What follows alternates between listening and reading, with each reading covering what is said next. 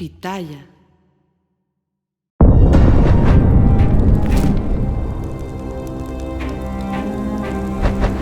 Hola, soy la periodista de investigación Anabel Hernández. Bienvenidos a este nuevo episodio de Narcosistema.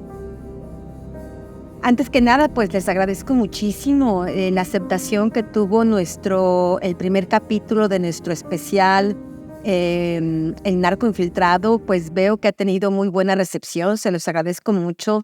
Realmente es un material que va a servir muchísimo, pienso yo, para entender realmente cómo funcionan estas investigaciones de largo aliento que hace el gobierno de Estados Unidos y que pues uno podría criticar los métodos, las formas, las razones, etcétera, etcétera, pero no hay duda que son metodologías pues exitosas. Como periodista de investigación, después de tantos años de investigar el crimen organizado, la verdad es que a veces es desolador, diría yo, a veces es tóxico, hablar e investigar solo de los criminales. Así que le agradezco muchísimo a Juan Carlos Sandoval, quien actualmente pertenece a una fuerza de ataque en California, una fuerza del orden importante ahí. Y le agradezco mucho que haya compartido su historia con nosotros, porque realmente es importante también saber que sí, que están estos narcos, que están estos narcogobernantes, que están estos corruptos, pero que del otro lado de la balanza hay personas que legítimamente, realmente de vocación, están luchando contra esa parte nefasta del narcosistema. Están los buenos, dijeron, y también son historias que tenemos que contar. Así que les agradezco mucho. El próximo capítulo, el capítulo 2, viene la próxima semana, así que no se lo pierdan. Y bueno, esta semana realmente ha sido muy intensa y muy especial para mí como periodista, muy especial para mi trayectoria, para mi papel de mujer, para mi papel de madre, para mi papel de mexicana. Este 16 de octubre, en la Corte de Distrito Este de Nueva York, estuve presente en la sentencia que le dictó el juez Brian Cogan a este narcopolicía, Genaro García Luna, al que fue secretario de Seguridad Pública en el sexenio de Felipe Calderón. Este hombre a quien yo denuncié desde 2008, de tener complicidades con el crimen organizado, de ser un policía corrupto. Después, en 2010, publiqué mi libro Los Señores del Narco. Y en este libro pude ya finalmente probar con documentos, con su enriquecimiento ilícito, con testimonios, que este sujeto, Genaro García Luna, trabajaba para el cártel de Sinaloa, era una parte del cártel de Sinaloa, era un operador, era un facilitador, era un hombre que estaba al servicio en ese entonces de el Chapo Guzmán, Joaquín Guzmán el Chapo Guzmán, de Ismael Zambada García el Mayo, y de quien había sido líder de los Beltrán Leiva, Arturo Beltrán Leiva. Y bueno, justamente hace 14 años haber publicado eso casi me cuesta la vida a mí y a mi familia. Así que estar ahí en la Corte de Distrito Este de Nueva York y verdaderamente haber podido ver con mis propios ojos a García Luna frente a frente. En un momento más les voy a contar cómo estuvo esta historia, cómo estuvo este encuentro. En un encuentro realmente duro, cruento. Y bueno, es una parte de mi vida y es una parte de mis logros periodísticos, de los cuales me siento muy orgullosa, porque creo que eso es el periodismo en México, cuando hay periodistas que realmente hacemos nuestro trabajo, que nos comprometemos con la verdad y que por suerte son muchos. La verdad es que son muchos. Yo he conocido a muchos compañeros en diferentes partes de México que hacen un trabajo realmente titánico. Y creo que este triunfo de la justicia, creo que este triunfo del periodismo de investigación es un símbolo de que en México los periodistas tenemos un compromiso muy fuerte con la sociedad para decir la verdad, incluso por encima de nuestras propias vidas. No debería de ser así, pero lo hemos hecho de este modo. Este caso de García Luna se suma, pues sin duda alguna, a otros juicios importantes que han ocurrido a raíz de mis investigaciones periodísticas. El caso de Thomas Yarrington Rubalcaba, que fue gobernador de Tamaulipas, que me acuerdo que me quiso demandar por el contenido de mi libro Fin de Fiesta en los Pinos, donde yo lo señalo categóricamente de estar trabajando, de haber trabajado para el cártel del Golfo, de haber sido un narcopolítico al servicio de esa organización criminal. Pude decir exactamente cuál pareja sentimental es la que le ayudaba a mover su dinero ilegal a Estados Unidos, quiénes lo ayudaban, cómo lo ayudaban, etcétera, etcétera.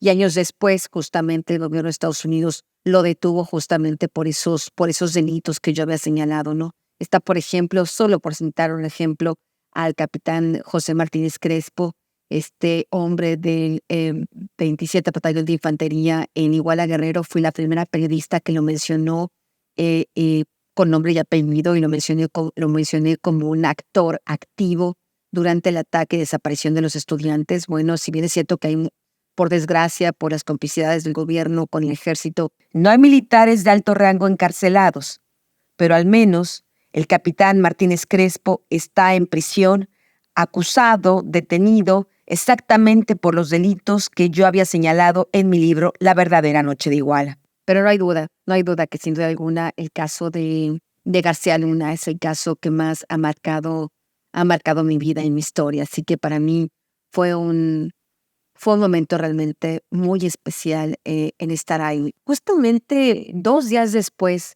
de que en esa Corte de Distrito Sur de Nueva York pues se dictó esta sentencia lapidaria de García Luna. Estamos hablando de 38 años de prisión, lo que significa que este narcopolicía saldrá de la cárcel cuando tenga 90 años. Realmente por la edad que tiene García Luna, es una cadena perpetua de facto. En realidad es muy difícil pensar que cómo podrá evadir de todos estos años de cárcel, a menos que decida colaborar. No creo que el gobierno de Estados Unidos le interese más que García Luna quiera colaborar. Habrá que ver qué es lo que pasa, pero bueno, estamos hablando realmente de una sentencia histórica, un momento histórico, ¿no? Porque realmente es la prueba fehaciente de que el gobierno de Estados Unidos no está dispuesto a tolerar más a estos narcofuncionarios. Y quedó muy claro ahí en los pronunciamientos de los más importantes funcionarios públicos relacionados con la materia de justicia y combate al narcotráfico, lo que dijeron después de la sentencia de García Luna. Pero bueno, irónicamente, justamente ahí en la Corte de Distrito Este de Nueva York, 2 días después, pues adivinen quién se presentaron al Mayo Zambada, justamente ante el juez Brian Cogan, que es el mismo que sentenció el Chapo Guzmán, que es el mismo que sentenció a García Luna. Y bueno, ahora tiene en sus manos el futuro de el Mayo Zambada, ¿no? Estamos ya hablando que prácticamente esta Corte de Distrito de Nueva York, la Sala 10D, se convertirá prácticamente en la sede de una especie de maxi proceso en México, no solo para juzgar a los narcotraficantes, sino por supuesto para juzgar y detener y castigar a aquellos que se han coludido con ellos, a todas estas partes del narcosistema de las que hemos hablado, gobernantes, empresarios, facilitadores, tantas aristas que tiene este mundo criminal que permite que exista. Así que el caso del Mayo Zambada será el que más impacto tendrá en la historia contemporánea en materia de narcotráfico. Desde mi punto de vista, puede ser más importante que el del propio García Luna. Pueden salir muchas verdades incómodas. Estamos hablando de que la Fiscalía de Nueva York puso en la mesa la posibilidad de contemplar la pena de muerte contra el Mayo Zambada por los graves delitos que cometió allá en ese país. Así que la información que yo tengo hasta este momento, y eso lo comentaremos en un próximo podcast, es que el Mayo Zambada ya está colaborando. ¿Quieren saber de quién está colaborando? ¿De quién está hablando? Bueno, pues lo vamos a ver en los próximos episodios, se los prometo. Pero bueno, hay otro caso también que paralelo, así como si fuera cosa del destino, está ocurriendo, pero este caso está en Chicago, que está Ovidio Guzmán López, uno de los principales integrantes de los Chapitos, que también fue presentado hace apenas pues pocos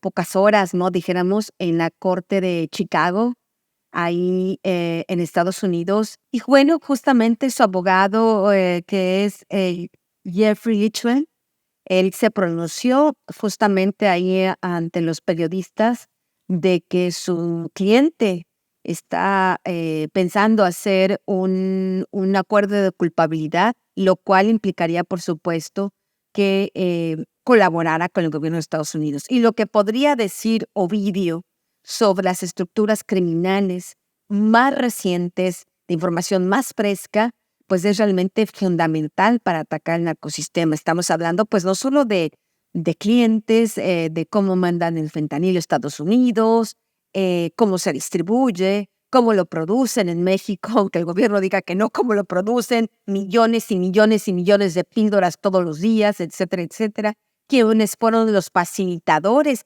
sobre todo en el sexenio pasado, el sexenio de Andrés Manuel López Obrador, es cuando más pastillas de fentanilo se fabricaron en México, cuando más pastillas de fentanilo se traficaron en Estados Unidos y cuando más personas en Estados Unidos murieron por sobredosis. Estamos hablando de cerca de 400,000 personas asesinadas por esta protección al cártel de Sinaloa que les permitió pues traficar todas estas dosis de fentanilo.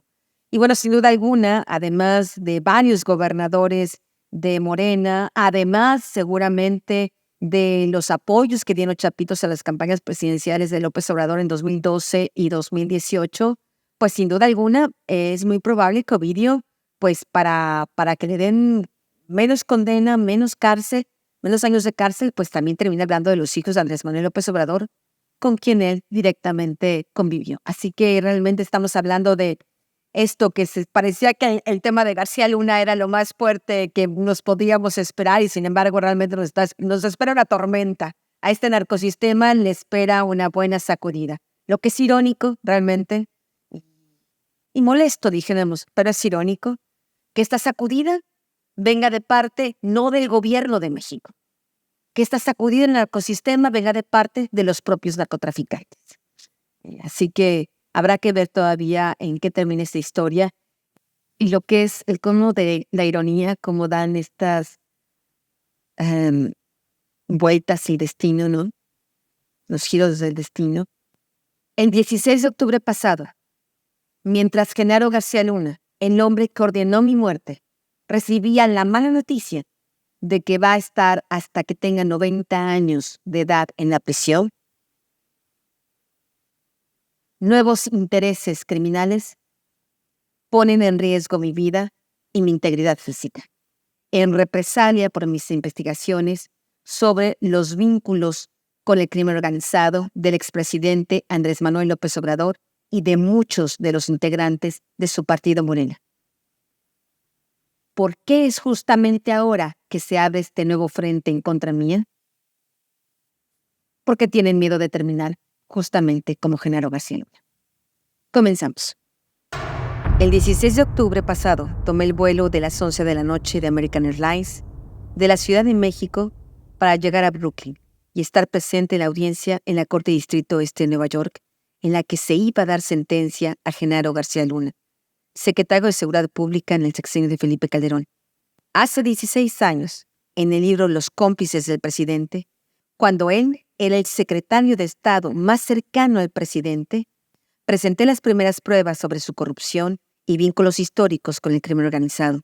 El avión de American Airlines aterrizó a las 6 de la mañana y tomé un taxi que me dejó en el parque público que está justo enfrente de la Corte de Distrito Este de Nueva York, con todo y maleta. No me sorprendió ver a varios de mis colegas ya formados para poder obtener un asiento en la sala del juez Brian Cogan, quien definiría el destino de García Luna.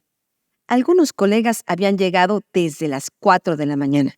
Como lo requiere la civilidad y el compañerismo entre colegas, quien llega primero inicia una lista en la que cada uno que llega se va anotando. Todos respetamos el lugar de cada quien. Yo fui el número 12. Me quedé ahí. Personas que también querían entrar a la audiencia se fueron uniendo a la fila. Algunos no eran periodistas, y la corte está abierta para todo el público. Pasaron largas horas. Entré y salí en diversas ocasiones de la corte. Fui a desayunar disfrutando el viento frío de otoño en Nueva York. Fui al hotel a dejar mi maleta y más tarde regresé al mismo lugar para poder registrarme y ocupar mi habitación. Finalmente, a las 4:30 de la tarde en punto, cuando por una de las puertas de la sala 10D de la Corte de Distrito Este de Nueva York entró Genaro García Luna, custodiado por 2 guardias, y se sentó en el banquillo de los acusados. El destino quiso que ese día los asientos designados para el jurado, que lo declaró culpable en febrero de 2023, ahora fueran abiertos a la prensa. Me senté en la primera fila. Luego de años de sobrevivir a atentados ordenados por García Luna, lo tenía justo frente a mí. Era nuestra cita con el destino. Había llegado la hora de saldar cuentas. Lo observé cuidadosamente, la cabeza plateada como ojiva de bala, más calvo que el año anterior, cuando fue su juicio. Iba vestido con traje oscuro, camisa blanca y corbata de rayas. Su rostro lucía profundamente deteriorado por la cruda estancia en el Centro Correccional Metropolitano de Brooklyn, donde también está preso el Mayo Zambada. Lucía más viejo de sus 56 años de edad. Estaba visiblemente nervioso. Las comisuras de los labios hacia abajo parecían 2 pesadas cadenas que lo ataban al suelo. El jefe policíaco me miró en más de una ocasión durante la larga audiencia. Las profundas ojeras delataban un cansancio crónico. Ahora él era quien no conciliaba el sueño. Hace 14 años había sido yo con mis hijos, cuando buscaba salvar nuestras vidas de la ira del jefe policíaco, ahora derrotado. Cualquiera que fuera la sentencia que dictara el juez Brian Cogan, no sería de menos de 20 años. Y ciertamente, García Luna no se había ganado la clemencia del experimentado juez, quien sabía cómo sobornó a personas para que declararan falsamente en una apelación para anular el juicio que Cogan había encabezado. Ya había sentenciado a uno de los jefes de García Luna, a Joaquín Guzmán Loera, el Chapo, a cadena perpetua, y en 2 días iba a encarar a el Mayo Zambada. Acostumbrado a la impunidad, García Luna echó más leña al fuego, con una carta depositada en el tribunal horas antes, donde no mostraba remordimientos por sus crímenes y seguía clamando su inocencia. Tuvo la osadía de leer un texto similar en la sala del juez Cogan. Con voz de súplica, dijo ser una víctima, y en modo lastimero, dijo que en su tiempo de reclusión, 2 de sus hermanos murieron de COVID y 2 de sus hermanas fueron detenidas en México. Quiero refrendar a mi familia que no he cometido estos delitos, dijo García Luna. Siempre tuve respeto a la ley. Afirmó que las acusaciones en su contra es información falsa proveída por el gobierno de México y criminales. Nunca he sido una amenaza ni un peligro para la comunidad, dijo García Luna.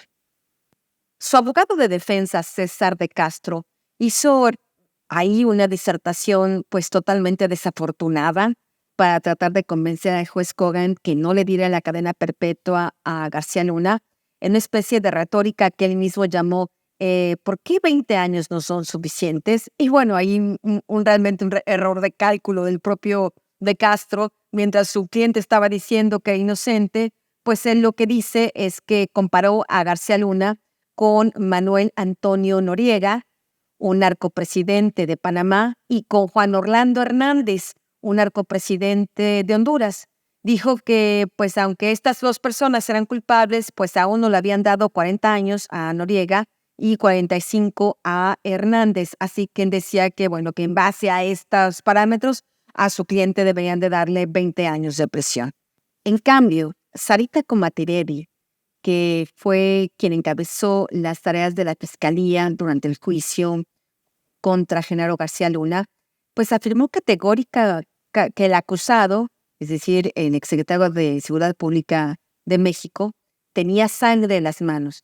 Y tenía sangre en las manos por haber sido cómplice de la organización de tráfico de estupefacientes más poderosa del mundo, el Cártel de Sinaloa, y por causa de la violencia y de las drogas de esa organización criminal habían muerto decenas de miles en México y en Estados Unidos.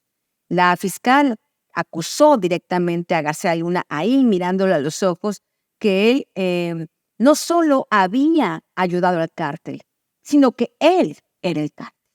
La existencia del cártel más poderoso del mundo no habría sido posible sin la colaboración del acusado y su empresa criminal, afirmó la fiscal. El acusado tenía una doble vida. No admite su responsabilidad ni tiene remordimientos.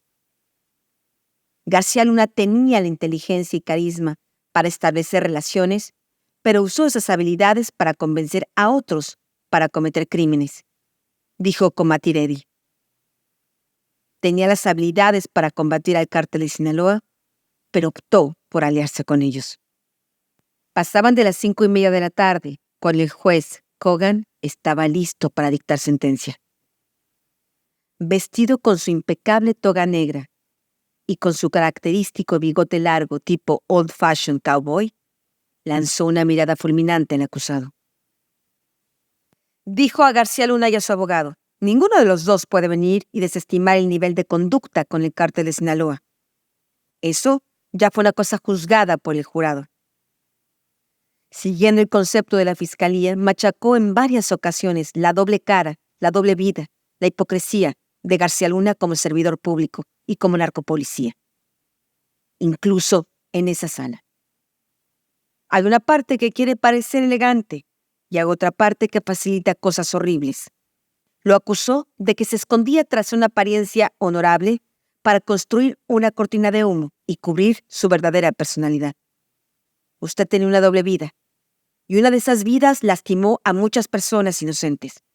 La mala parte vivió bajo la sombra de la buena parte.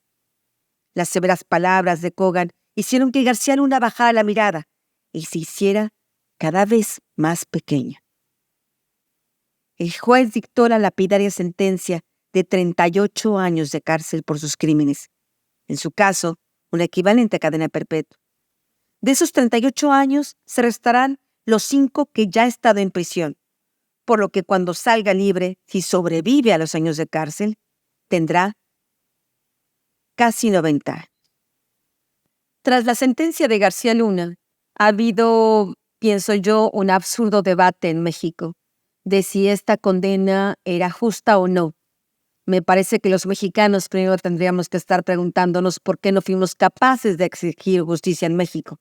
Estamos hablando que hasta este momento, Genaro García Luna, sus cómplices Luis Cárdenas Palomino, Armando Espinosa de Benito, Ramón Pequeño, Facundo Rosas Rosas, algunos de ellos coacusados con él en Nueva York, ninguno tiene cargos de narcotráfico en México, ni siquiera García Luna. Entonces, ¿de qué estamos hablando cuando los mexicanos dicen si esto fue suficiente o no?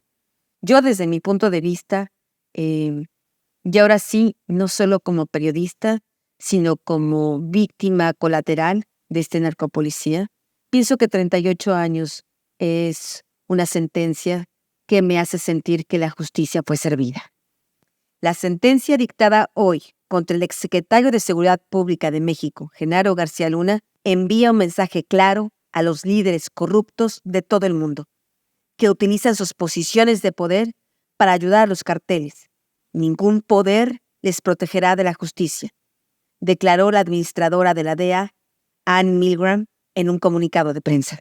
La DEA seguirá persiguiendo implacablemente a las organizaciones de narcotraficantes y a quienes las protejan. Eran las 6:30 de la tarde cuando se levantó la sesión. García Luna, sin poder despedirse de su familia, sin poder tener ningún contacto con ellos, salió custodiado por los guardias para ser llevado tras las rejas, donde pasará la mayor parte de su vida. La sala se fue quedando poco a poco vacía. El capítulo García Luna quedaba cerrado, aunque muchos de sus peligrosos secuaces siguen libres y poderosos en México, bajo el manto protector del nuevo partido oficial, Morena. Salí a paso lento, satisfecha de mi trabajo. Ni pensar que hace 14 años, cuando era el secretario de Estado más poderoso de México, se sentía tan fuerte que ordenó mi muerte para callar mis investigaciones periodísticas reveladas en el libro Los Señores del Narco en 2010. El eje central del libro es cómo el cártel de Sinaloa construyó su imperio criminal gracias a la complicidad y protección de funcionarios públicos durante varios sexenios. Y una pieza fundamental era García Luna, quien desde 2001 hasta 2019 protegía al cártel de Sinaloa a cambio de sobornos que le permitieron acumular una riqueza de otro modo inexplicable. Estar ahí en la sala del juez Kogan fue importante para mi trabajo periodístico. Me fortaleció, me dio aliento para seguir adelante. Antes de que se retirara, intercambié algunos gestos de saludo con los fiscales. Antes de que se llevara el juicio de Genaro García Luna, cuando estaban ya todos los preparativos, una de ellas me había pedido ir a testificar en contra de Genaro García Luna y narrar al jurado los intentos de ese funcionario público corrupto para asesinar. Fue un largo debate durante muchas semanas, durante muchos meses. Finalmente decidí no hacerlo, porque pensé que hacerlo era como romper una línea divisoria entre lo que es la periodista y entre lo que era la víctima. Y en ese momento sopesé que era más importante mantenerme en la línea de lo que era la periodista. Pienso hoy, después de varios meses, de ya transcurrido el tiempo, pienso que eso fue lo correcto. Pienso que, si bien es cierto, mi papel como periodista ha sido muy incómodo, no solo para los hombres del poder, no solo para los narcotraficantes, hasta para los propios medios de comunicación, porque he sido una periodista totalmente, dijéramos, atípica, una periodista que se ha formado su propia carrera periodística, una periodista que ha escogido su propio rumbo, el rumbo de los libros de investigación, el rumbo de las investigaciones de largo aliento, que me pueden llevar 5 años, 6 años, 7 años para poder realmente indagar a fondo los personajes que forman parte de este narcosistema. Así que pienso que tomé la decisión correcta. En aquella época, cuando denuncié a García Luna, muchos de los medios de comunicación, muchos periodistas estaban controlados por el dinero público que se repartía en forma de publicidad a medios de comunicación o canonjías, contratos a periodistas. Muchos, más allá de poner en duda si lo que estaba yo revelando, si los documentos, si los testimonios eran ciertos o no, ni siquiera tuvieron la iniciativa de hacer sus propias investigaciones para ver qué es lo que se encontraban en el camino. En el libro que puso en riesgo mi vida, expliqué claramente cómo la guerra, la llamada guerra contra el narcotráfico, declarada supuestamente por Felipe Calderón, era una gran mentira, una farsa. No había tal guerra. En realidad, lo que vivió México de 2006 a 2012 es una guerra entre los carteles de la droga, donde el gobierno de Calderón tomó partido por uno de los carteles, el cártel de Sinaloa, y ocupó toda la fuerza del Estado, incluyendo el Ejército, la Policía Federal y otros instrumentos de la PGR, para apoyar al cártel de Sinaloa y combatir a sus enemigos. Es esta intromisión del Estado a favor de un grupo criminal lo que ocasionó esa inmensa violencia, el gran número de desaparecidos, el inmenso número de asesinados a causa de estos fuegos cruzados, de estas guerras entre los carteles de la droga. Y bueno, realmente poder revelar eso con estadísticas, con órdenes de detención específicas, con documentos muy claros y precisos, pues evidentemente fue muy riesgoso y muy incómodo para el poder. El libro de los señores del narco había sido, de mis investigaciones periodísticas, la más censurada, la más riesgosa. Hasta que este año, en el 2024, publiqué La historia secreta, AMLO y el cártel de Sinaloa. Mis investigaciones sobre la corrupción de García Luna y Calderón, sin buscarlo, me ganaron que varios de los hoy integrantes e ideólogos de Morena me adularan. El propio López Obrador, como presidente, afirmó que yo era una mujer excepcional, extraordinaria, una periodista valiente. Lo dijo en 3 ocasiones en sus conferencias mañaneras, justo después de la detención de García Luna. Menos mal que siempre me he mantenido con los pies en la tierra, para saber que del poder político y las lisonjas hay que mantenerse distante. El poder te alaba mientras no lo cuestiones ni toques sus intereses. Cuando revelé que las 3 campañas presidenciales de Andrés Manuel López Obrador en 2006, 2012 y 2018 fueron financiadas por el cártel de Sinaloa y que él, al igual que Genaro García Luna, tejió complicidades con los mismos jefes de la droga, Arturo Beltrán Leiva, Joaquín Guzmán Loera el Chapo e Ismael El Mayo Zambada, enfureció. Y López Obrador se molestó aún más cuando pude probar que los mismos testigos que declararon contra García Luna de haber recibido dinero corrupto, dinero de sangre, para comprar su protección, fueron los mismos que financiaron la campaña de López Obrador.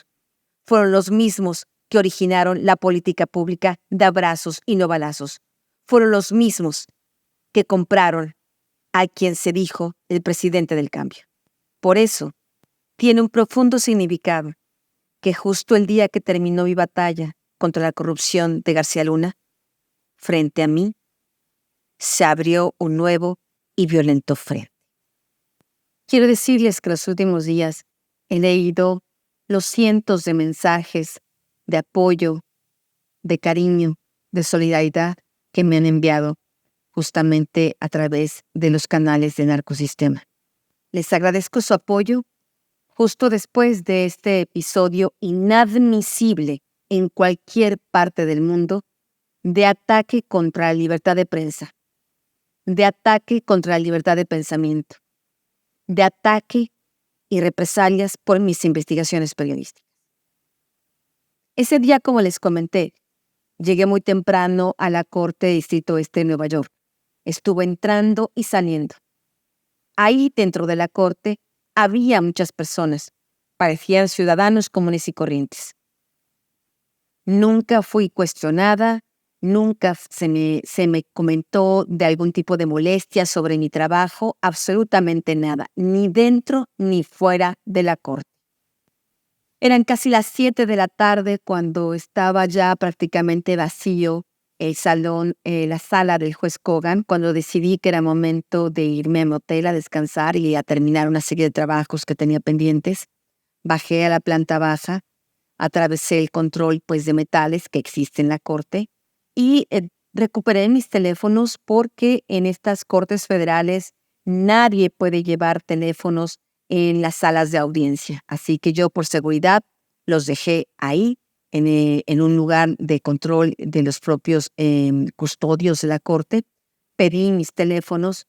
Un señor a quien los colegas identifican como un youtuber me saludó, se despidió de mí con sarcasmo. Yo me detuve en la puerta de la corte porque todavía tenía acceso al Wi-Fi y tenía que mandarle un mensaje a el productor de este podcast, Santiago, que por cierto un saludo para él, porque justamente estaba intentando comunicarme desesperadamente. Teníamos ahí todo este tema del capítulo 1 del narco infiltrado y había todavía material que tenía que revisar, así que estaba yo realmente concentrada, queriendo contactarlo, queriendo saber qué otros cambios, qué otras cosas teníamos que hacer para poder ya hacer el lanzamiento del programa, de este capítulo especial. Y bueno, me quedé ahí un momento. Después, ya con el teléfono en mano, estaba yo intentando comunicarme con Santiago. Iba yo ya saliendo de la corte y de pronto, mientras estoy hablando, empiezo a escuchar un griterío. En realidad, yo estaba tratando de escuchar qué es lo que me estaba diciendo mi productor, la señal se estaba cortando, etcétera, etcétera. Y comienzo a escuchar una serie de cosas realmente absurdas, de una serie de insultos que cualquiera hubiera dicho. De hecho, mi esposo, que es de nacionalidad extranjera, cuando vio este video de los ataques, me dijo, yo pensé que era gente de García Luna, que era gente de su familia, que era gente de sus amigos, que era gente enviada por él, porque evidentemente lo que estaban gritando estas personas pues no correspondía en absoluto a la realidad de mi trabajo como periodista y mucho menos a la realidad de cómo mi trabajo había contribuido a la detención y caída de Genaro García Luna. En ese momento ocurrieron bastantes cosas a las que yo traté de concentrarme, de mantenerme serena, ¿no?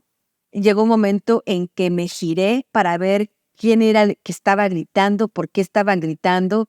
Cuando los miré a los ojos, ninguna de estas personas, que más o menos eran 7 u 8, ninguna de estos hombres y mujeres se atrevieron a hacerme ningún cuestionamiento, no pronunciaron ninguna palabra coherente, al contrario, como que se echaron para atrás, ¿no? De este tipo de eventos desafortunados de personas, pues, ladinas. No se me ocurriría otra manera de describir lo que pasó. Me di la vuelta, continué caminando. Una colega mía, Yolanda, se acercó a mí para abrazarme. No entendí realmente lo que estaba pasando. Traté de concentrarme, de mantenerme serena. Y por otra parte, la verdad, me daba pena ajena, ¿no? Me daba risa, era tan absurdo lo que estaban diciendo que realmente era uno de decir, bueno, es el mundo de los locos, ¿no? Prácticamente era realmente una locura eso. Después de girarme y ver que nadie tenía nada realmente sensato, específico, concreto que decir o que preguntar, sino solo estos, solo vociferaban, eh, distinguí que varias de estas personas que estaban ahí, que después ellos mismos dijeron que eran gente de Morena, que eran los medios de comunicación, algunos de estos que desinforman dijeron que eran fanáticos, que estaban migrantes, connacionales, que estaban protestando por mi trabajo periodístico, cuando en realidad nunca me hicieron ninguna pregunta durante todo el día. Cuando los vi, que ellos eran las gentes con las que estuve compartiendo la fila ahí para entrar a la sala del juez Kogan, pues me quedó claro que efectivamente todo eso era un montaje, era un gran show, y que todo ese show en realidad dependía de mí, de si yo quería jugar un papel ahí o no. Y como tenía realmente muchísimas cosas importantes que hacer, no iba a perder mi tiempo realmente con este tipo de, dijéramos, de grupos de choque, ¿no? De gente prácticamente en actitud de porros, ¿no? Entonces, realmente continué yo mi camino, me bajé, doblé por la calle Tillary porque para allá estaba el hotel donde estaba hospedada. Eh, Muchas de estas personas, estamos hablando de estas 7 u 8 personas, se mantuvo detrás de mí gritando. Llegamos a la calle Adams y de pronto, como por arte de magia, la gran mayoría de estas personas se quedó ahí. Ya no cruzó la avenida, sino se quedó ahí. Y después yo continué caminando, estaba esta colega Yolanda, estaba un fotógrafo también solidario, Fernando, y estaba una mujer de estas que estaba agrediéndome muy violentamente, verbalmente, donde de pronto empezó a decirme que si yo tenía miedo. ¿Tienes miedo? ¿Tienes miedo? Y yo la verdad pensaba, ¿y de qué tendría yo que tener miedo? ¿No? Realmente estaba yo muy concentrada en el triunfo del periodismo. Estaba yo todavía muy concentrada en pensando en todo lo que había sobrevivido para llevar a un narcopolicía, a un hombre tan importante como García Luna, a prisión. Estaba pensando en todo lo que había pasado y habrá sobrevivido. Yo pensaba, y esta señora me dice que si yo tengo miedo, ¿miedo de qué cosa? Finalmente, cuando llegamos a una esquina, se acercó una patrulla, esta mujer se retiró y de pronto me di cuenta que mi colega Yolanda había llamado ya a esta patrulla pues para que actuara, hiciera algo sobre esta agresión inadmisible, absolutamente grotesca, una violencia verbal de hombres y mujeres, mucho lenguaje machista, mucha violencia de género, que debería sobre todo avergonzar a las personas que profirieron y que protagonizaron todo este show, todo este circo. Finalmente llegué a mi hotel, eh, uno de mis teléfonos se había quedado sin batería y lo pude cargar. Y es ahí cuando empecé a recibir todos estos mensajes de que este acto vergonzante para las personas que lo cometieron se había comenzado a difundir.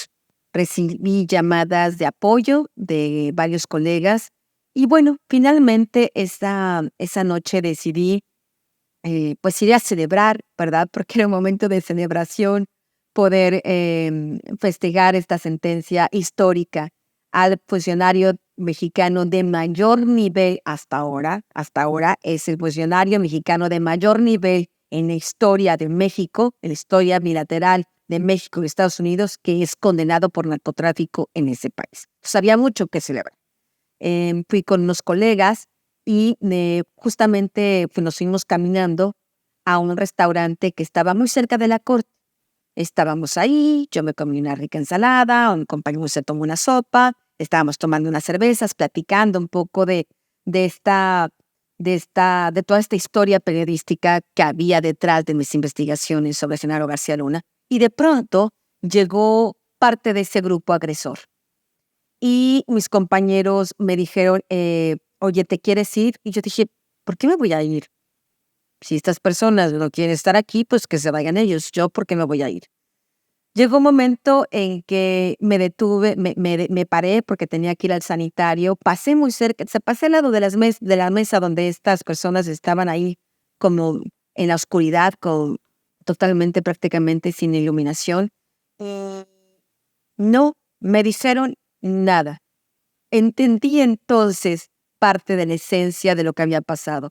Era en realidad un grupo de choques que sus horas de trabajo ya las habían cumplido y que por supuesto no estaban dispuestos a trabajar horas extras. Regresé a mi mesa, seguimos la noche y finalmente al día siguiente tomé un vuelo para México y después de México para el lugar donde vivo, tal y como lo tenía programado. Creo que este tipo de eventos son realmente inconcebibles. Creo que ni una periodista como yo, ni ninguno en el mundo, mucho menos un periodista mexicano, que tenemos que vivir bajo amenazas, bajo la zozobra de si viviremos o no al día siguiente, sobre todo los periodistas que cubrimos temas de narcotráfico, de corrupción, de crimen organizado, tenemos que sufrir esta violencia. Cuando vemos que en el ambiente que existe en México y en el ambiente de confrontación dejado por el expresidente Andrés Manuel López Obrador, pues genera realmente supuestos fanáticos y bajo el cobijo del fanatismo podrían pasar cualquier tipo de cosas. Es por eso que me puse como periodista, como reportera, a investigar qué fue lo que realmente pasó. ¿Quiénes son estas personas? ¿Cómo se llaman? ¿Cómo se organizaron? ¿Fue un evento espontáneo o fue un evento calculado? ¿Cómo sabían que yo iba a salir de la corte y en qué momento específico? Y esta es la información que encontré y que quiero compartir con ustedes. Como pruebas están los propios videos, las propias imágenes que los agresores registraron y que están subidas en sus redes sociales, que son información pública, y están, por supuesto, los testimonios de diversos periodistas con los que estuve platicando. Si hay gente que sea fanática de López Obrador o Morena, no lo sé. Yo nunca los he encontrado. No los conozco. Nunca me he confrontado con ellos. Nunca me han confrontado. Nunca me han preguntado nada. Los medios de desinformación que les dieron voz a ese grupo de choque dijeron que era el pueblo, que eran los migrantes de Nueva York. No, era un grupúsculo minúsculo que nada representa a los migrantes y a los mexicanos. Era un grupo peligroso hasta para sí mismo. La horda estaba compuesta por cerca de 7 u 8 personas principalmente, acompañados por 2 personas que desde un inicio fueron parte del show, un hombre y una mujer a los que los colegas periodistas conocen como parte de los youtubers de acuerdo a la reconstrucción de los hechos que hice. En el grupo agresor identifiqué a 6 personas en particular por su violencia verbal o corporal. La atacante número 1 es una mujer que pasa de los 65 años de edad, de piel morena, chamarra guinda, cabello teñido de rojo con el cabello recogido, una bufanda con print de leopardo y un bastón de metal. Es atacante número 1. Hoy sé, a través de sus redes sociales, que se llama Rosario Villa. Así aparece en su cuenta de Facebook. Irónicamente, en algunas fotografías, pareciera ser una mujer común y corriente. Ella misma se autodenomina creador digital. En realidad, más se asemeja a una provocadora profesional. Claramente, obsesionada con mi persona, esta mujer, Rosario Villa, en febrero de 2023, fue la misma persona que afuera de la Corte Distrito Este de Nueva York, acompañada con otro de los atacantes del 16 de octubre pasado, intentó interpelarme a nombre, entre comillas, de todos los migrantes. Pero en realidad, cuando me paré a dialogar con ella, esta persona no tenía ningún argumento, solo una enorme ignorancia y desinformación. Existen videos que prueban esta obsesión con mi persona. Con su bastón trató de golpearme. Yo no la vi, pero sí lo pude ver a través del video que fue difundido en las redes sociales. Fue la solidaria colega periodista Yolanda quien se mantuvo cerca de mí y evitó la agresión física. Sobre el atacante 1 hablaré más adelante. La atacante 2 es una mujer cuya boca parecía un inmenso hoyo negro. Sus labios muy pintados de rojo la hacían ver como un payaso en la escena. Gritaba mucho. La he identificado. De acuerdo a la propia cuenta en Facebook de Morena en Nueva York, Comité 1, esta persona dijo llamarse Ada Umaña Márquez y afirmó vivir en la ciudad de Nueva York. El atacante número 3 era un sujeto vestido con una chamarra azul marino, gorra azul cielo, bolsa gris, de complexión gruesa y barba de candado. No era la primera vez que lo veía. Ese día, envalentonado por la horda, me gritaba ofensas. Pero un año atrás, en los días del juicio de García Luna, una vez cuando yo salía de la corte, quiso cuestionarme, acompañado justamente de parte de este grupo de choque. Cuando me acerqué, la persona no sabía ni lo que decía. El pobre hombre tartamudeaba. Me dio pena. Estaba acompañado en esa ocasión por el atacante número 1.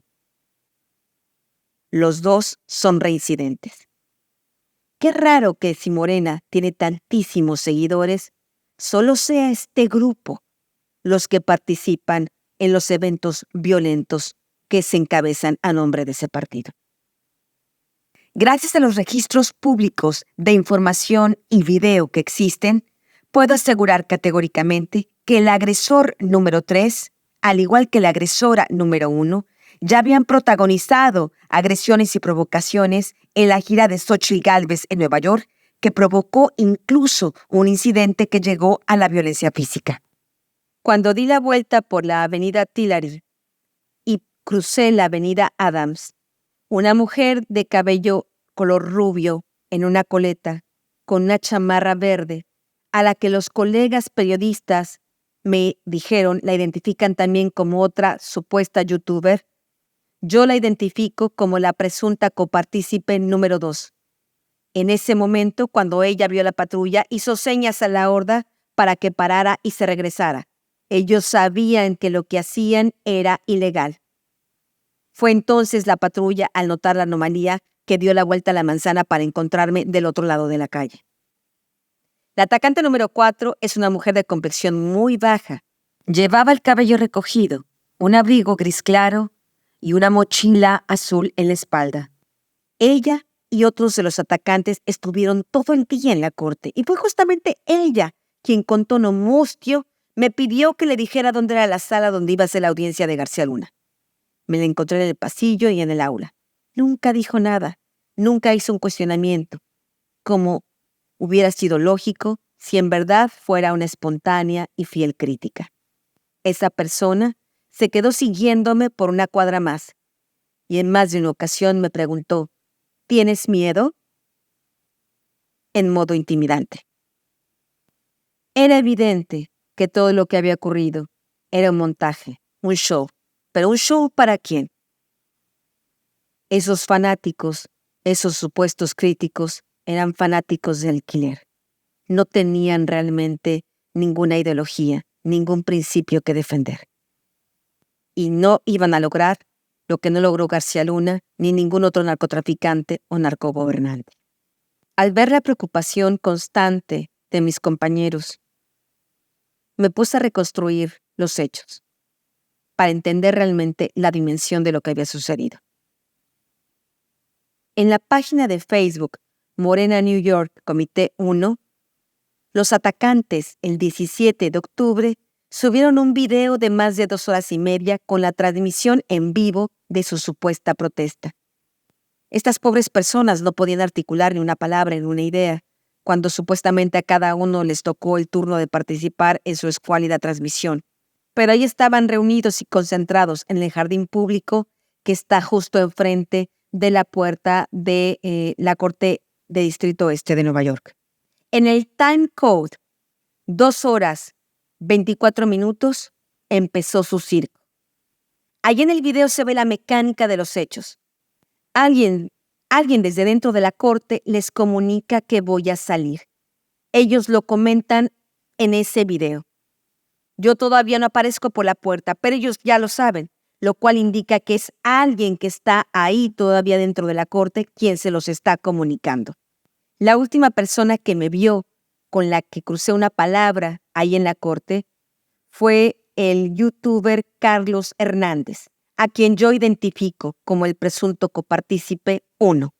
Me quedé en la puerta para hacer mis llamadas. Presuntamente es él quien avisa afuera que voy a salir para que todos se prepararan para montar la escena. Ahí en el video se escucha cómo desde 2 o 3 minutos antes de que yo salga, el atacante número 5 es el instigador y coordinador de todo. El sujeto no parecía pasar de los 35 años. Estaba vestido con pantalón de mezclilla, camisa azul, chamarra oscura. Era de tez moreno y cabello corto y era quien llevaba la batuta en toda la, entre comillas, transmisión especial. Él ya previamente había organizado al grupo de choque sobre qué tenían que hacer y les instruyó qué es lo que tenían que gritarme. Ahí con ellos está la presunta copartícipe número 2. Ella se registró en la lista que hicieron los compañeros en la corte como Elian Valdés. Está ella observando la puerta. Ve a su colega Carlos Hernández salir. Él se queda en la puerta esperándome y esperando que inicie el show, que solo él, a varios metros de distancia del grupo que estaba en el parque, podía saber. El atacante número 6 también era parte de ese grupo de choque que estaba plantado en el parque y preparado antes de que yo saliera. Es un hombre de piel morena que se vanaglorió de su cobardía.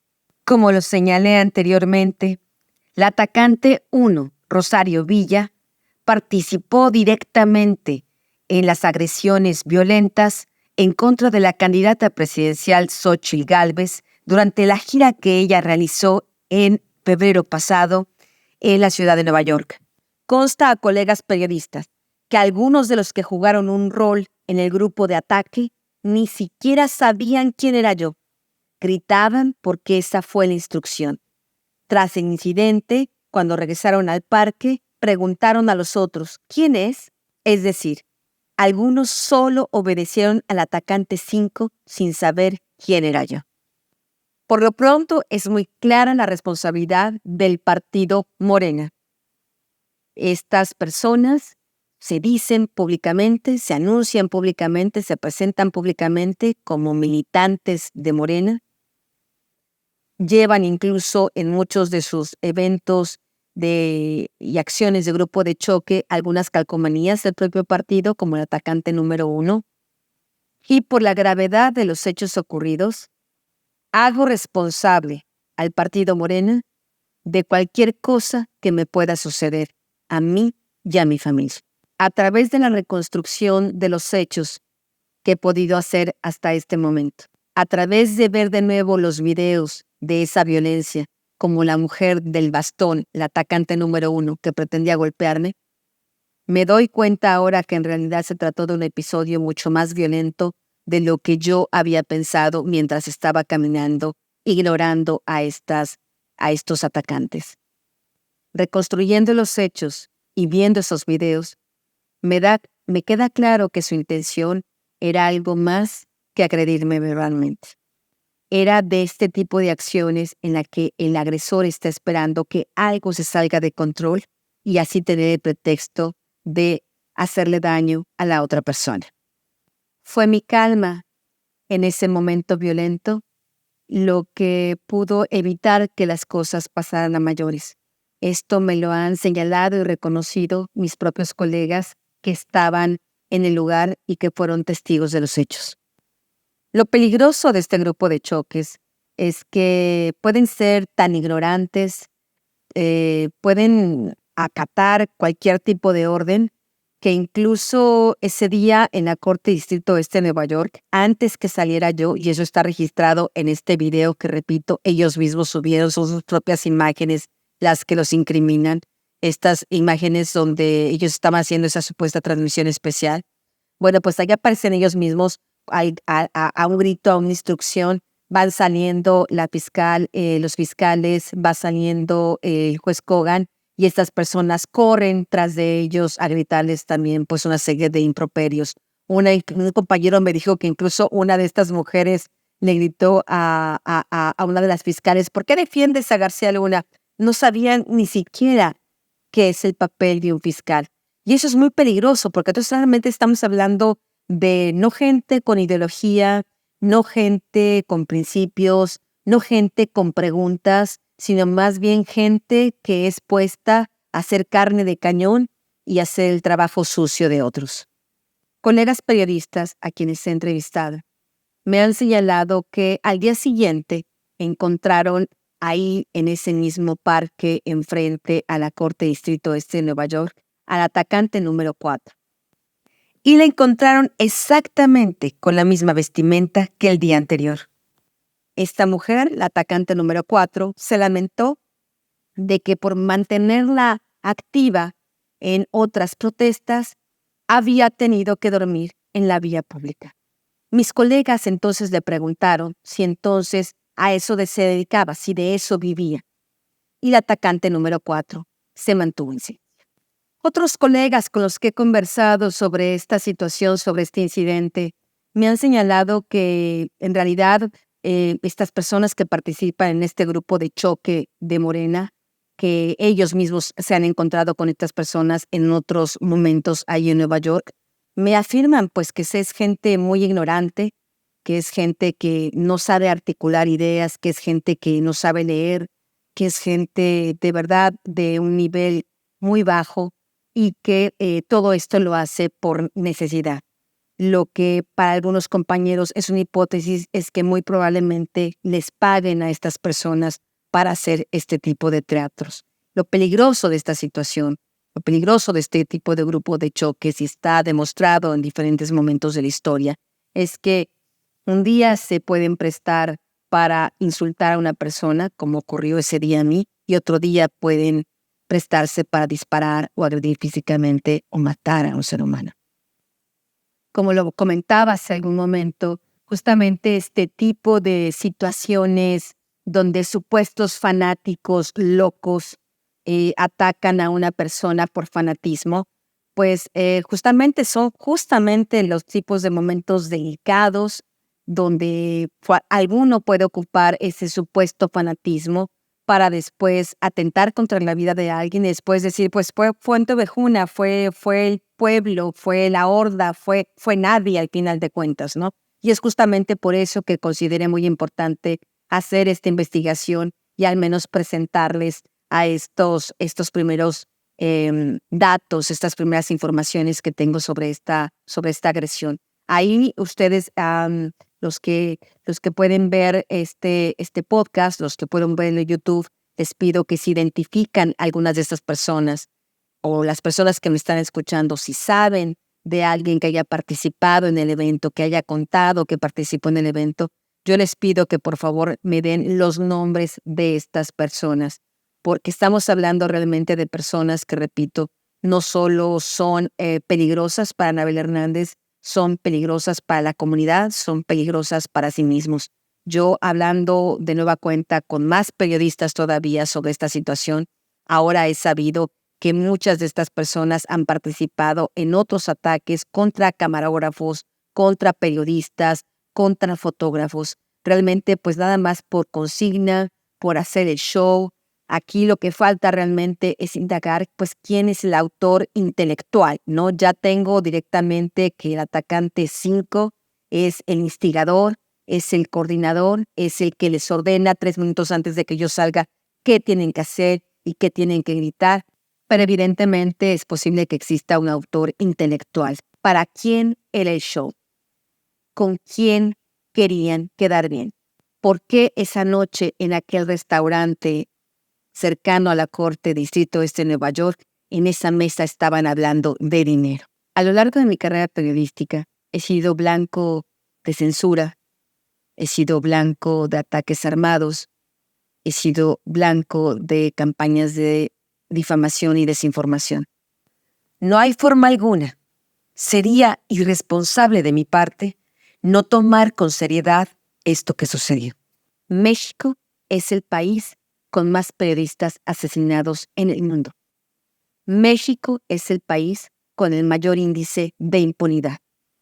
Lo que puedo afirmar categóricamente, gracias a esta primera reconstrucción de hechos, es que ese grupo de choque actuó de manera calculada, premeditada, organizada, con un objetivo específico. El objetivo de estas personas no fue en ningún momento cuestionarme por mi trabajo periodístico.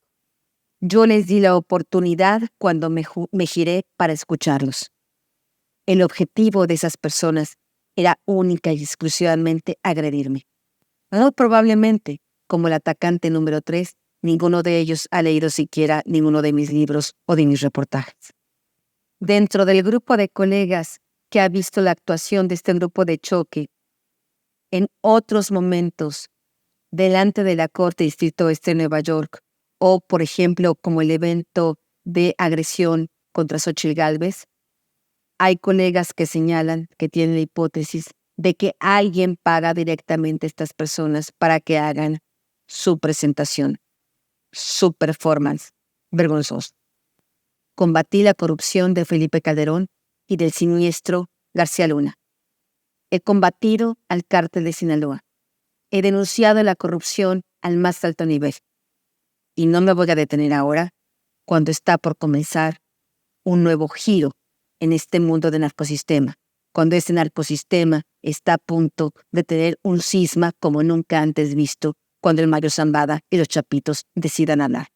Y hablarán justamente de este régimen de Moreno.